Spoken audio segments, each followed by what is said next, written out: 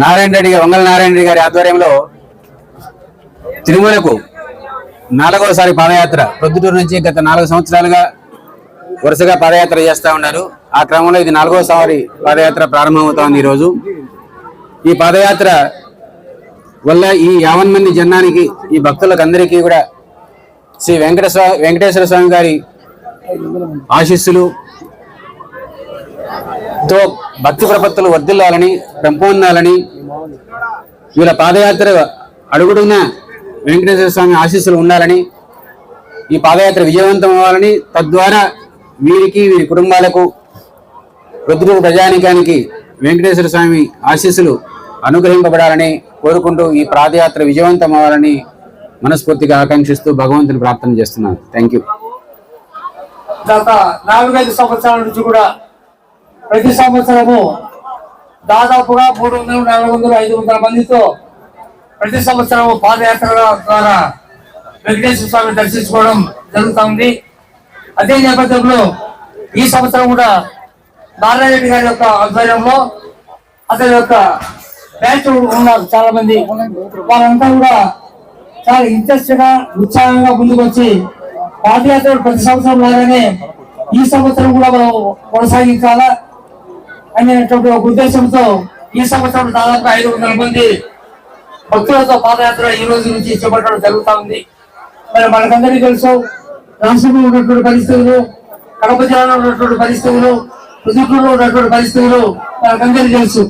ఏది ఏమైనా కూడా సాధ్యమైనంత వరకు కూడా ప్రజలందరూ కూడా సుఖశాంతులతో ఉండాలా, ఎవరెవరి వ్యాపారాలు ఉద్యోగాలు వాళ్ళు లక్షణంగా చేసుకోవాలా అనేటువంటి అభిప్రాయంతో ఈ బ్యాచ్ మొత్తం కూడా ఈ సంవత్సరం ఈ రోజు నుంచి 500 మందితో పాదయాత్ర మొదలు పెట్టడం జరుగుతూ ఉంది.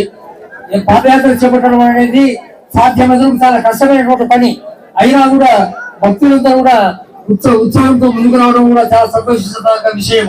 మరి దానిలో కూడా ఎన్నో ఇబ్బందులు ఉంటాయి.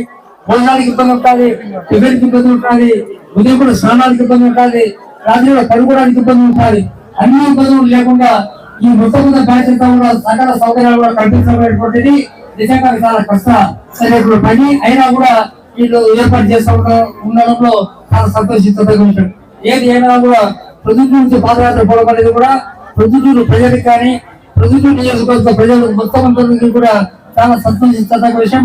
ఈ పాదయాత్ర కొనసాగడము, పాదయాత్ర సక్సెస్ కావడం కూడా చాలా అవసరమైతే ఉంది అని చెప్పేసి మేము భావిస్తా ఉన్నాం. తప్పనిసరిగా ఆ దేవుడి కృప అందరి మీద ఉండాలని చెప్పేసి కూడా మేము దేవుడు ప్రార్థిస్తా ఉన్నాం. తిరుమల పాదయాత్ర నారాయణ గారి ఆధ్వర్యంలో 4వసారి ఏర్పాటు చేయడం జరిగింది.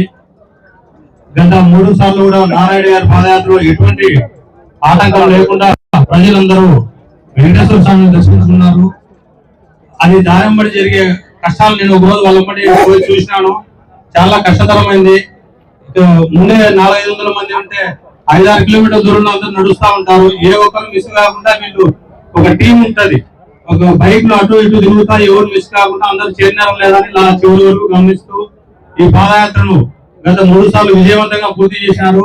ఈసారి కూడా ఆయన పాదయాత్ర విజయవంతంగా పూర్తయి ప్రొద్దుటూరు ప్రజలు ఆయు ఆరోగ్యాలు, సుఖ సంతోషాలతో ఉండాలని ఈ పాదయాత్ర ప్రధాన ఉద్దేశము. ఆయన గతంలో మాకు ఎప్పుడు చెప్పేవాడు, ఇలా చేస్తే మనతో పాటు అందరికి కూడా మంచి జరుగుతుంది అని చెప్పేవాడు. కాబట్టి ఈ పాదయాత్రను అందరినీ విజయవంతం చేయవలసిందిగా అందరినీ కోరుకుంటూ, ఈ పాదయాత్రకు మన స్థానిక శాసనసభ్యుడు ఉల్లారెడ్డి గారు ఈ నెల 12వ తేదీ కావాల్సిన వాళ్ళకు దర్శనం ఏర్పాట్లు కూడా ముందు పోయి మాట్లాడి ఏర్పాటు చేయడం జరిగింది. అలాగే కొందరు ఆన్లైన్ లో కూడా బుక్ చేస్తున్నారు. వీటన్నింటినీ వీళ్ళు పర్యవేక్షిస్తూ అక్కడ భక్తులందరూ సక్రమంగా దారి మరి ఎటువంటి ఇబ్బంది లేకుండా తిరుమల చేరుకోవాలని కోరుకుంటూ సెలవు తీసుకుంటున్నారు.